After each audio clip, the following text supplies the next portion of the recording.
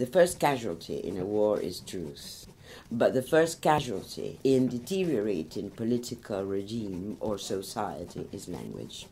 It's about what is the usage, what is the purpose you have for using certain kind of words and not others. There was a publicity, that's why they called the Picana Electrica La Susanita.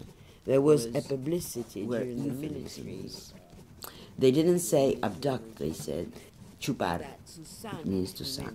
They didn't say torture, they said interrogar. For instance, the names of the concentration camps. El Olimpo. Why El Olimpo, the Olympus? Because they claimed they were gods. They were like gods. You are in a place where they were installing in the unconscious of the community the idea that was something funny, something to there was also some ludicrous things that they, for instance, they banned the imports of Cuba electrolítica.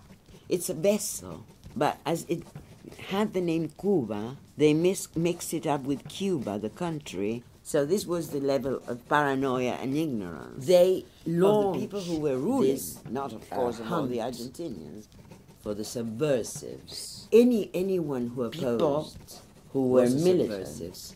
So they lost the name of militant. That was the seed. And they started to be subversive.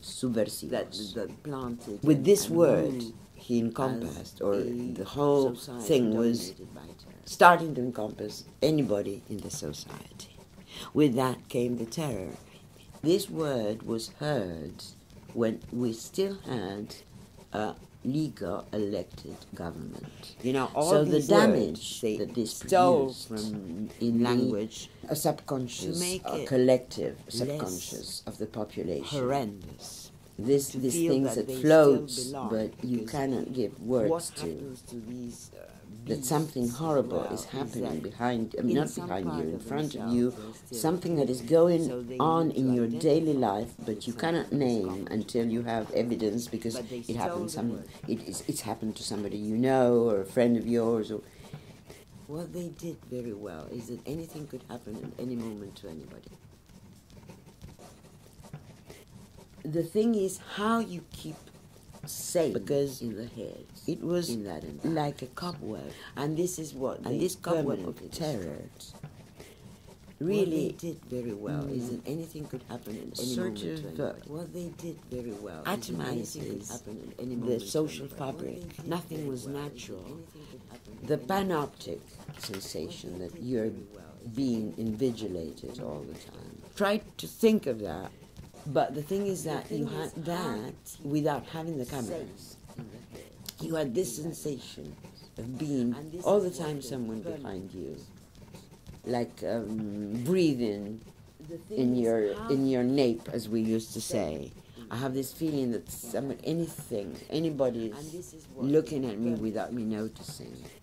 We would never know about this, you know, until our close friends started to disappear. I suppose that the reaction was... We would get together, for instance, at a gathering, like a manic feeling of survival. Not in public, was the natural reaction. But now, this insight that I'm having now, I'm having today, or I've had, we felt entitled to this, to go on discussing politics. At the moment, and many it was just buildings had been wired. This we didn't know, sort of, and we wouldn't think animistic thing. It was just still alive, sporadic and cut into small pieces, fragmented. There was the overreaction. That is the word.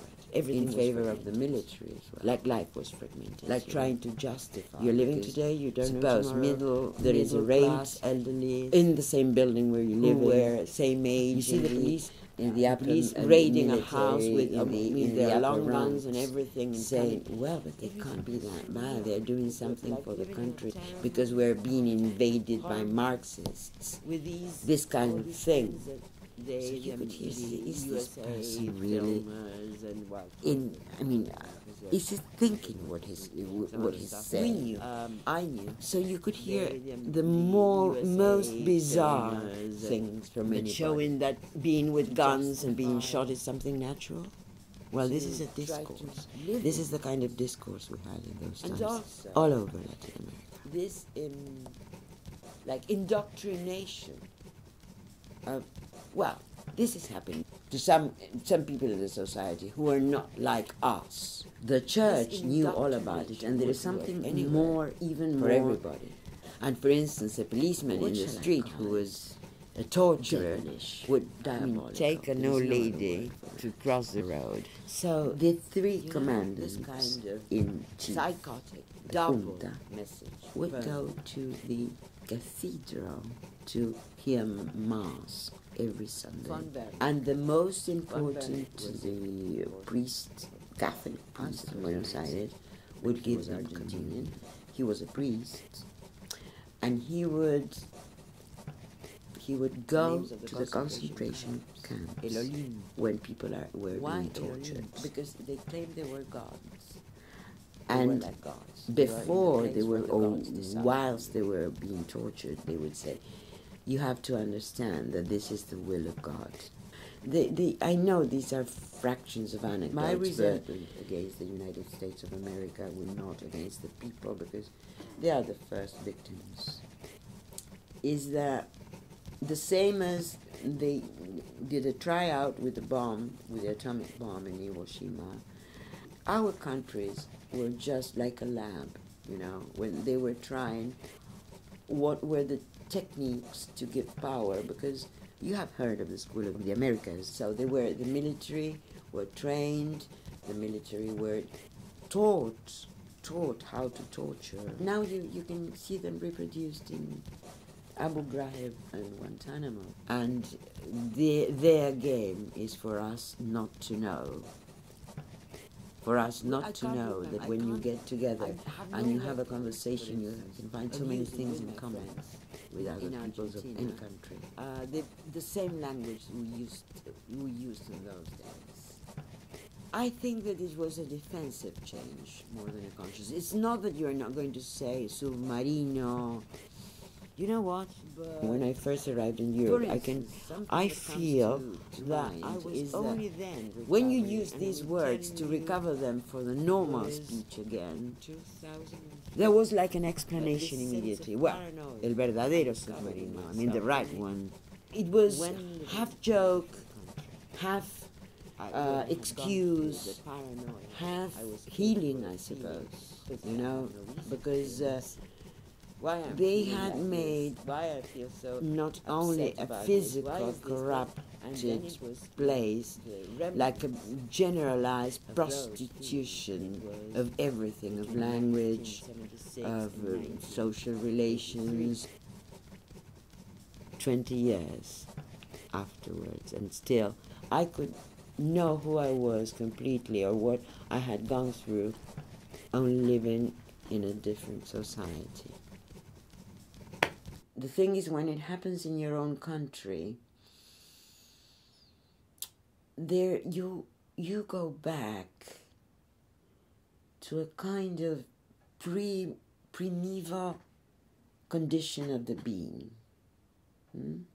You don't know who you are. You don't know who you are for a long time. You feel guilty.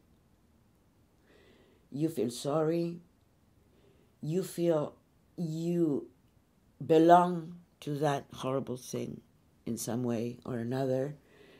There is never enough you can do, never enough